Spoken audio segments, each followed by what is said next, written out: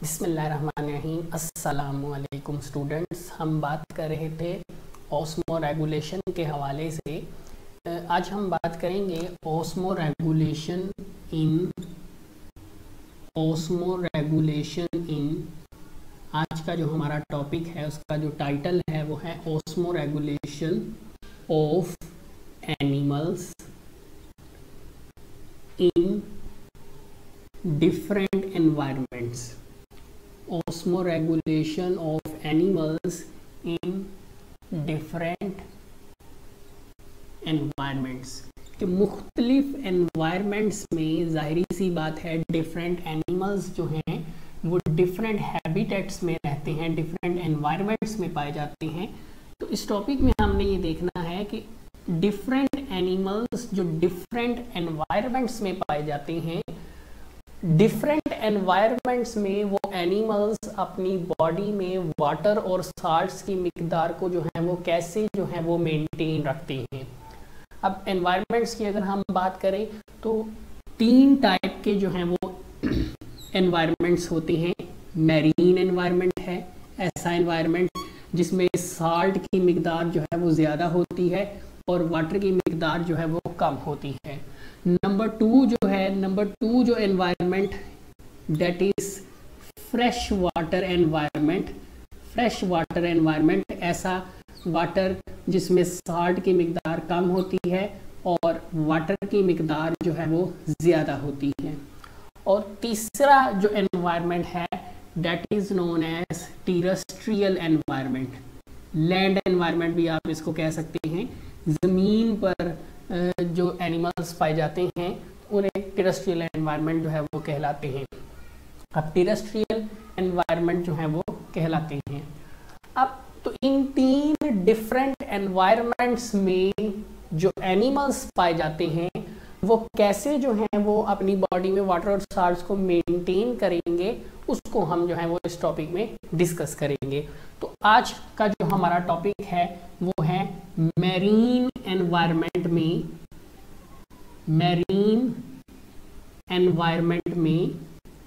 जो एनिमल्स रहते हैं वो अपनी बॉडी में वाटर और साल्ट्स की मिकदार को जो है वो कैसे मेंटेन करते हैं। मैरीन एनवायरनमेंट में ऐसा एनवायरनमेंट जिसमें साल्ट की मिकदार ज़्यादा होती है, वाटर की मिकदार ज़्यादा होती है, वाटर की मिकदार कम होती है, ऐसे एनवायरनमेंट में एनिमल्स जो हैं वो अपने आप को कैसे जो है वो वाटर साल्ट्स को मेंटेन करते हैं। अब अगर हम बात करें तो किसी भी एनवायरनमेंट में दो टाइप के जो हैं वो ऑर्गेनिजम्स पाए जाते हैं, एक इनवर्टिब्रेट्स और दूसरे वर्टिब्रेट्स, मीन्स के स्केलेटन के बगैर और स्केलेटन के साथ। तो अगर हम मैरीन एनवायरनमेंट की भी बात करें तो मैरीन एनवायरनमेंट में भी दो टाइप के ही जो हैं वो ऑर्गेनिजम्स जो हैं वो मौजूद होते हैं। इनवर्टिब्रेट्स भी मौजूद होते हैं मैरीन एनवायरनमेंट में, इनवर्टिब्रेट्स भी जो हैं वो मौजूद होते हैं और वर्टिब्रेट्स भी जो हैं वो मौजूद होते हैं। दोनों टाइप के ऑर्गेनिजम्स जो हैं वो मैरीन वाटर में जो है वो पाए जाते हैं। तो दो टाइप के ऑर्गेनिजम्स हैं, इनवर्टिब्रेट्स और वर्टिब्रेट्स। अब इनवर्टिब्रेट्स की अगर हम बात करें तो जितने भी इनवर्टिब्रेट्स मैरीन वाटर के अंदर मौजूद हैं वो सारे के सारे जो हैं वो ऑस्मो कन्फॉर्मर्स हैं। सारे के सारे जो इनवर्टिब्रेट्स हैं, almost all invertebrates present in marine water they are osmoconformers. इसका मतलब क्या है कि मैरीन वाटर में जितने भी इनवर्टिब्रेट्स मौजूद हैं उन सब की बॉडी के अंदर जो वाटर और साल्ट्स की मिकदार है वो हमेशा इस एनवायरनमेंट के साथ जो है वो आइसोटोनिक रहती है, लिहाजा उन्हें एडजस्ट करने की ज़रूरत नहीं पड़ती। हमने यहाँ पर उन एनिमल्स को डिटेल में पढ़ना है जो अपने बॉडी के अंदर वाटर और साल्ट्स को एडजस्ट करने की कोशिश करेंगे। तो इनवर्टिब्रेट्स ऑस्मो कन्फॉर्मर्स हैं, लिहाजा डिटेल में जाने की ज़रूरत नहीं है। वर्टिब्रेट्स की अगर तीन टाइप्स के वर्टिब्रेट्स मैरीन वाटर में जो है वो पाए जाते हैं। अब वो तीन टाइप्स के कौन कौन से हैं, उसमें जो नंबर 1 है वो है हैगफिशेस। नंबर 1 हैगफिशेस। नंबर 2 अगर हम बात करें, number 2 cartilaginous fishes. Cartilaginous fishes, number 2 जो है वो कार्टिलेजिनस फिशीज हैं। और नंबर 3 अगर हम बात करें, नंबर 3 का अगर हम जिक्र करें तो नंबर 3 पर जो ऑर्गेनिजम्स पाए जाते हैं डेट आर बोनी फिशीज। तो 3 डिफरेंट टाइप्स के वर्टिब्रेट्स मैरीन वाटर में जो है वो पाए जाते हैं, हैग फिशीज, कार्टिलेजिनस फिशीज और बोनी फिशीज। अब हैग फिशीज को भी अगर हम देखते चलें, हैग फिशीज की अगर हम बात करें तो इनवर्टिब्रेट्स की तरह हैग फिशीज जो हैं, हैग फिशीज जो हैं ये भी ओस्मो कन्फॉर्मर्स हैं। ओस्मो कन्फॉर्मर्स हैं मतलब कि इनकी बॉडी में भी वाटर और सॉल्ट्स जो हैं वो हमेशा एक्सटर्नल एनवायरनमेंट के साथ, इस एनवायरनमेंट के साथ जो है वो आइसोटोनिक हैं, लिहाजा इनको भी डिटेल में डिस्कस करने की जरूरत नहीं है। बात करते हैं कार्टिलेजिनस फिशीज की। कार्टिलेजिनस फिशीज की अगर हम बात करें तो, और इसी के साथ साथ अगर हम बोनी फिशीज का भी जिक्र करें, ये दोनों जो वर्टिब्रेट्स हैं इनकी बॉडी में जो वाटर और सॉल्ट्स हैं वो कभी भी जो हैं वो अब बात करें अगर हम कार्टिलेजिनस फिशीज की, तो कार्टिलेजिनस फिशीज जो हैं देखा गया है कि जो कार्टिलेजिनस फिशीज हैं they have cartilaginous fishes, these fishes try to maintain, these fishes try to maintain low salt concentration in body, then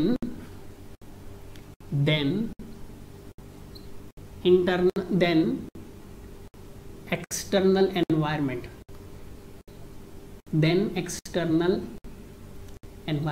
cartilaginous fishes जो हैं, कार्टिलेजिनस फिशीज क्या करती हैं, कार्टिलेजिनस फिशीज अपनी बॉडी में साल्ट की जो मिकदार है उसको कम रखने की जो है वो कोशिश करती हैं। क्यों? क्योंकि लो साल्ट कंसंट्रेशन, जब तक इनकी बॉडी में लो साल्ट कंसंट्रेशन मौजूद होगी तब तक कार्टिलेजिनस फिशीज जो है वो जिंदा रहेंगी। इसको हम कुछ इस तरह डायग्रामेटिकली जो है वो समझने की कोशिश करते हैं। For example this is a cartilaginous fish. For example ये एक कार्टिलेजिनस फिश है जो कि एक ऐसे एनवायरनमेंट में मौजूद है जहां पर बाहर साल्ट की जो मिकदार है वो ज़्यादा है, जहाँ पर बाहर साल्ट की मिकदार ज़्यादा है और वाटर की मिकदार जो है वो कम है। अब हम जानते हैं कि मैरीन वाटर में साल्ट की मिकदार ज़्यादा होती है और वाटर की मिकदार कम होती है। तो अंडरस्टूड है कि अगर बाहर साल्ट की मिकदार ज़्यादा है तो फिश की बॉडी में साल्ट की मिकदार क्या होगी, कम होगी। अंडरस्टूड है बाहर वाटर की मिकदार कम है तो कार्टिलेजिनस फिश की बॉडी में वाटर की मिकदार क्या होगी, ज़्यादा होगी। एक चीज़ याद रखें, कार्टिलेजिनस फिशीज को हम साल्ट के रेफरेंस से भी पढ़ेंगे, वाटर के रेफरेंस से भी पढ़ेंगे, लेकिन आपकी बुक में सिर्फ कार्टिलेजिनस फिशीज को सिर्फ साल्ट के रेफरेंस से ही जो है वो स्टडी किया गया है, दिया गया है, साल्ट, सिर्फ साल्ट के रेफरेंस से। तो हम भी इसको सिर्फ साल्ट के रेफरेंस से ही जो है वो डिस्कस करेंगे, जबकि बोनी फिशीज को हम वाटर के रेफरेंस से पढ़ेंगे। तो कार्टिलेजिनस फिशीज को चूंकि हमें साल्ट के रेफरेंस से पढ़ना है, देखा जाए तो जिस एनवायरनमेंट में ये फिश जो है कार्टिलेजिनस फिशीज पाई जाती हैं वहां पर बाहर साल्ट की मिकदार ज्यादा है, तो ऑटोमेटिकली साल्ट जो है वो by diffusion, by other different mechanisms move from high concentration to low concentration. नतीजतन क्या होगा, जब बाहर से साल्ट जो है वो फिश की बॉडी में दाखिल होगा तो फिश की बॉडी में जो साल्ट की मिकदार बढ़ना शुरू हो जाएगी। और ये मैं पहले भी कई बार बता चुका हूँ कि बॉडी के अंदर की जो कंडीशंस होती हैं वो बॉडी के लिए नॉर्मल होती हैं, और जब तक वो कंडीशंस नॉर्मल रहेंगी वो ऑर्गेनिज्म, वो एनिमल जो है वो जिंदा रहेगा। लेकिन अगर वो कंडीशंस डिस्टर्ब होती हैं तो अल्टीमेटली जो है वो एनिमल सरवाइव नहीं कर सकेगा। हाँ, अगर कंडीशंस डिस्टर्ब होने पर वो एनिमल दोबारा उसको एडजस्ट करके दोबारा नॉर्मल पर ले आता है तब भी वो सरवाइव कर सकता है। जैसे कि अगर हम इस केस में देखें तो बाहर से साल्ट बॉडी के अंदर दाखिल हो रहा है नतीजतन बॉडी के अंदर साल्ट की मिकदार जो कम होनी चाहिए वो ज़्यादा होना शुरू हो जाएगी। लिहाजा इन फिशेस ने अगर जिंदा रहना है तो इन फिशेस को क्या करना पड़ेगा, अपनी बॉडी के अंदर साल्ट की जो मिकदार है वो एक्सटर्नल एनवायरनमेंट के मुकाबले में उसको क्या रखना पड़ेगा, उसको एक्सटर्नल एनवायरनमेंट के मुताबिक उसको लो रखना पड़ेगा। अब लो रखने के लिए अब देखा जाए तो साल्ट अब बॉडी में दाखिल हो रहा है। अब क्वेश्चन ये है कि जब बाहर से साल्ट बॉडी में दाखिल हो रहा है तो ये कैसे उस साल्ट को कम करेंगी। अल्टीमेटली इनके पास डिफरेंट अडेप्टेशंस जो हैं वो मौजूद हैं। अब वो डिफरेंट अडेप्टेशंस जो हैं उनका अगर हम जिक्र करते चलें तो जो पहली अडेप्टेशन इनके अंदर मौजूद होती है कार्टिलेजिनस फिशेस के अंदर, जो पहली अडेप्टेशन मौजूद है, जो पहली अडेप्टेशन है वो क्या है कि अपनी बॉडी में साल्ट की मिकदार को कम रखने के लिए, मींस के ऑस्मो रेगुलेशन के लिए दे हैव गिल्स। ये फिशेस क्या करेंगी, गिल्स की मदद से रिमूव, बॉडी में दाखिल होने वाले साल्ट को क्या कर देंगे, रिमूव कर देंगे। By gills remove salt from body. ये गिल्स की मदद से जो है वो अपनी बॉडी से साल्ट को निकाल देंगे। नंबर 2, दूसरी जो अडेप्टेशन जो कि कार्टिलेजिनस फिशेस में देखी गई है, नंबर 2 जो है डेट आर रेक्टल ग्लैंड्स। ये खास किस्म के ग्लैंड्स होती हैं जो कि इन फिशेस की बॉडी के अंदर जो है वो पाए जाते हैं। तो रेक्टल ग्लैंड्स की मदद से भी बॉडी में दाखिल होने वाले साल्ट को जो है वो बाहर निकाल दिया जाता है। तो कार्टिलेजिनस फिशेस गिल्स की मदद से और रेक्टल ग्लैंड्स की मदद से बॉडी में दाखिल होने वाले साल्ट को जो है वो दोबारा बाहर निकाल देती हैं ताकि ये अपनी बॉडी में साल्ट की मिकदार को जो है वो कम रख सकें। साल्ट की मिकदार कम होगी तो कार्टिलेजिनस फिशेस जो है वो सरवाइव करती रहेंगी। अब ये तो हमने चंद नॉर्मल कार्टिलेजिनस फिशेस की बात की। कुछ कार्टिलेजिनस फिशेस जो हैं इन फिशेस से ज़रा डिफरेंट हैं। कुछ कार्टिलेजिनस फिशेस, बाज़ साइंटिस्ट के मुताबिक कुछ कार्टिलेजिनस फिशेस मैरीन वाटर में ऐसी भी मौजूद हैं जो अपनी बॉडी में साल्ट की मिकदार को ज़्यादा रखती हैं। तो some fishes, according to some research, some cartilaginous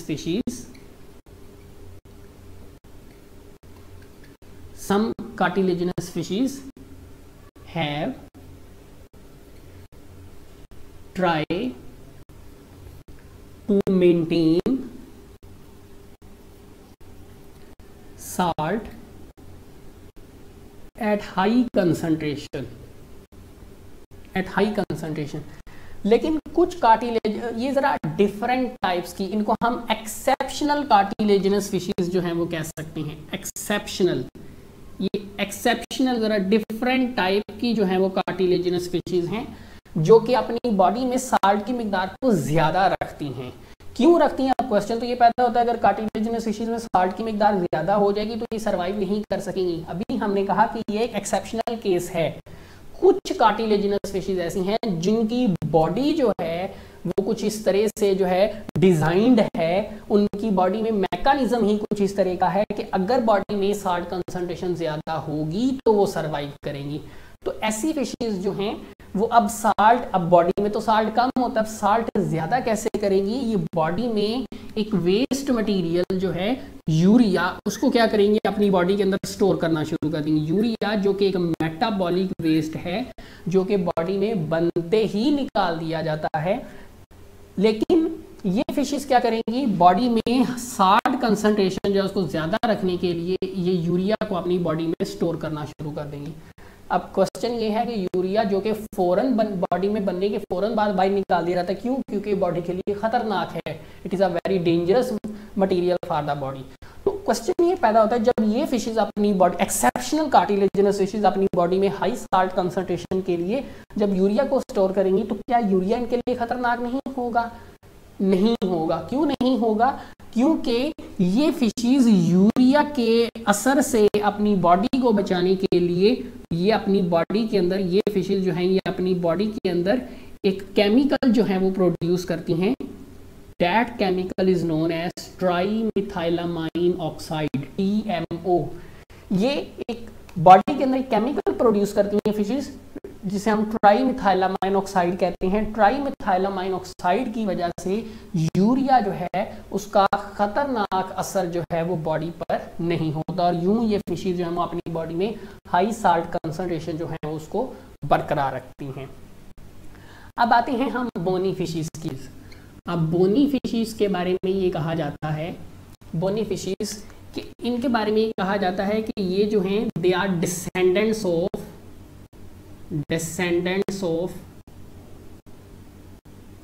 cartilaginous fishes की। ये कार्टिलेजिनस फिशेस की ही अगली नस्ल है। वक्त के साथ साथ कार्टिलेजिनस फिशेस जो हैं उनमें चेंजेस आती गई और वो कार्टिलेजिनस फिशेस जो हैं वो एक नई टाइप के फिशेस में तब्दील हो गई जिन्हें हम बोनी फिशेस का नाम देते हैं। अब बोनी फिशेस जो हैं, याद रहे कार्टिलेजिनस फिशेस को हमने साल्ट के रेफरेंस से जो है वो पढ़ा था, जबकि बोनी फिशेस को जो है वो हम वाटर के रेफरेंस से जो है वो पढ़ेंगे। याद रहे बोनी फिशेस को हमने वाटर के रेफरेंस से जो है वो डिस्कस करना है।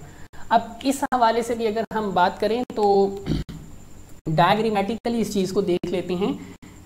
तो चूंकि मैरीन वाटर है, ultimately for example this is a bony fish, for example this is a bony fish जो कि एक ऐसे एनवायरनमेंट में मौजूद है जहां पर बाहर साल्ट की मिकदार जो है वो ज़्यादा है और वाटर की मिकदार जो है वो कम है। अगेन साल्ट बाहर ज़्यादा है तो बॉडी में साल्ट की मिकदार कम होगी, वाटर बाहर कम है तो बॉडी में वाटर की मिकदार ज़्यादा होगी। अब हमने कहा बोनी फिशेस को हमने वाटर के रेफरेंस से पढ़ना है। अब वाटर के रेफरेंस से अगर हम आए तो ड्यू टू ऑस्मोसिस वाटर क्या करेगा, इन फिशेस की बॉडी से जो है वो बाहर चला जाएगा। याद रहे ऐसा एनवायरनमेंट जिसमें साल्ट की मिकदार ज़्यादा हो और वाटर की मिकदार कम हो, आप जानते हैं कि उस एनवायरनमेंट को हम क्या कहते हैं, हाइपरटोनिक एनवायरनमेंट, हाइपरटोनिक एनवायरनमेंट। जबकि वो एनवायरनमेंट जिसमें साल्ट की मिकदार कम हो और वाटर की मिकदार ज़्यादा हो उसे हम क्या कहते हैं, दैट इज़ हाइपोटोनिक एनवायरनमेंट। तो बोनी फिशेस की अगर हम बात करें तो बोनी फिशेस में क्या होगा, वाटर जो है वो मसलसल जो है वो बॉडी से जो है वो बाहर निकलता जाएगा। अगर हम एनवायरनमेंट के रेफरेंस से पढ़ें तो बोनी फिशेस को किस चैलेंज का सामना होता है, these fishes continuously loss water from hypotonic environment, means के बॉडी से ये मसलसल वाटर को जो है वो लॉस करती रहती है, किसमें, हाइपरटोनिक एनवायरनमेंट में, जो कि दरअसल मैरीन एनवायरनमेंट ही है। तो बोनी फिशेस को किस प्रॉब्लम का सामना होता है इसको हम लिख लेते हैं, दीज फिशेस, ये जो फिशेस हैं, दीज फिशेस कॉन्स्टेंटली या कंटिन्यूअसली भी लिख सकते हैं, constantly loss water from hypotonic body. अब मैंने यहाँ पर समझाने के लिए मैंने यहाँ पर हाइपरटोनिक बॉडी का लफ्ज़ जो है वो इस्तेमाल करें, hypertonic body to hypertonic environment. ये इनको जो है चैलेंज है। इन फिशेस को मसलसल अपनी बॉडी से जो है वो पानी लॉस होता जो है वो दिखाई देता। अब अगर बॉडी से पानी जो है वो बाहर निकल जाएगा तो बॉडी में पानी की मिकदार कम हो जाएगी, जो कि इनके सर्वाइवल के लिए जो है वो खतरनाक है, क्योंकि बॉडी में वाटर की मिकदार क्या होनी चाहिए, ज़्यादा होनी चाहिए। मैं दोबारा बता रहा हूँ, बॉडी में जो कंडीशंस होती हैं वो बॉडी के लिए नॉर्मल होती हैं। बॉडी में पानी जो है वो बाहर निकलता जा रहा है, तो कैसे ये अपनी बॉडी में दोबारा पानी को जो है वो बूस्ट करेंगी, बढ़ाएंगी। तो अल्टीमेटली इसके लिए भी जैसे कार्टिलेजिनस फिशेस के पास अडेप्टेशंस थी साल्ट्स को निकालने के लिए, तो इन फिशेस के पास भी कुछ ऐसी अडेप्टेशंस मौजूद है जिससे ये अपनी बॉडी में पानी को जो है जो बाहर निकलता जा रहा है उसको बढ़ा लेती हैं। कैसे करेंगी ये फिशेस, क्या करती हैं, these fishes simply, these fishes eat, drink more and more water, number 2, and produce concentrated urine। Simply ये फिशेस क्या करेंगी, ज़्यादा से ज़्यादा पानी जो है वो उसको ड्रिंक करेंगी। ज़्यादा से ज़्यादा जब पानी को ड्रिंक करेंगी, जब बाहर से ज़्यादा पानी को ड्रिंक करेंगी तो साल्ट जो कि पानी के अंदर ही मिक्स है वो भी बॉडी में दाखिल होना शुरू हो जाएगा, जिससे बॉडी में साल्ट की मिकदार बढ़ना शुरू हो जाएगी। साल्ट की मिकदार तो कम होनी चाहिए, तो ये फिशेज़ क्या करेंगी, ये फिशेज़ कंसनट्रेटेड यूरिन बनाएंगी। अब कंसनट्रेटेड यूरिन क्या होता है, ऐसा यूरिन जिसमें साल्ट की मिकदार ज़्यादा होती है और वाटर की मिकदार कम होती है। तो ये ज़्यादा से ज़्यादा जो है वो पानी पिएंगी, जिससे बॉडी में पानी की मिकदार बढ़ना शुरू हो जाएगी। और साल्ट की मिकदार को कम करने के लिए क्या करेंगी, कंसनट्रेटेड यूरिन बनाएंगी, जिससे जो साल्ट बाहर से जो बॉडी में दाखिल हो रहा था वो कंसनट्रेटेड यूरिन के जरिए जो है वो बाहर निकाल दिया जाएगा। तो इस तरह हमने देखा कि कैसे डिफरेंट एनिमल्स जो कि डिफरेंट ऑर्गेनिजम्स जो कि मरीन एनवायरनमेंट में पाए जाते हैं वो कैसे अपनी बॉडी में पाए जाने वाले वाटर और साल्ट्स को जो है वो ओस्मो रेगुलेट करते हैं, एडजस्ट करते हैं according to the external environment.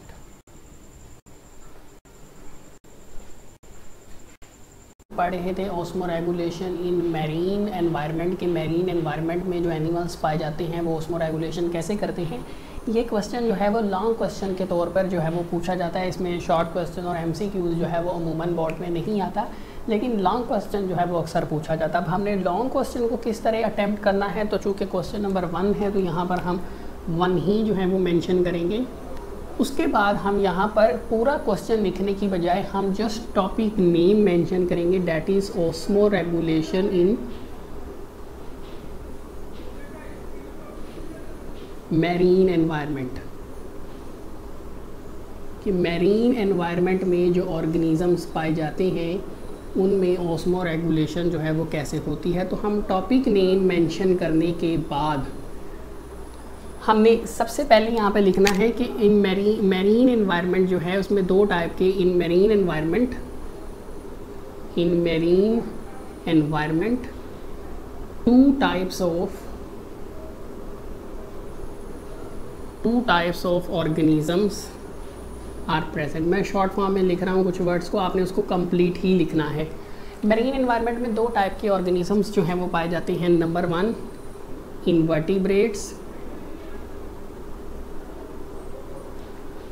Invertebrates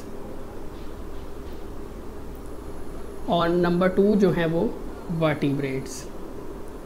हमने पढ़ा था 2 टाइप के ऑर्गेनिजम्स हैं, इनवर्टिब्रेट्स और वर्टिब्रेट्स। अब इनवर्टिब्रेट्स की जो है वो आगे आप डिटेल जो है वो लिखेंगे, जो भी डिटेल जो है वो बनती है, क्योंकि एक ग्रेड लाइन है तो यहाँ पे आगे लिख देंगे। वर्टिब्रेट्स में आगे हमारे पास 3 जो है वो कैटेगरीज़ हैं, तो इसमें आप यहाँ पर एक और पॉइंट बनाएंगे, हैग फिशेस का पॉइंट होगा, फिर उसके बाद कार्टिलेजिनस फिशेस का पॉइंट होगा और आखिर में जो है वो बोनी फिशेस होंगी। तो इन तीनों पॉइंट्स को फिर आगे जो है वो आप मज़ीद डिटेल में जो है वो एक्सप्लेन करेंगे। याद रहे चूँकि आपकी बुक में डायग्राम्स भी बनी हैं तो डायग्राम्स आपने लाजमी मेंशन करनी है, क्योंकि बायोलॉजी में ख़ास तौर पर लॉन्ग क्वेश्चंस में डायग्राम जो है वो बहुत इंपॉर्टेंट है। अगर आपने डायग्राम बनाई होगी तो लॉन्ग क्वेश्चन में आपको पूरे मार्क्स मिलेंगे, वरना आधा या 1 नंबर जो है वो एग्जामिनर जो है वो अमूमन लॉन्ग क्वेश्चन में से जो है वो कट कर लेते हैं। तो इस तरीके से आपने इस टॉपिक को जो है वो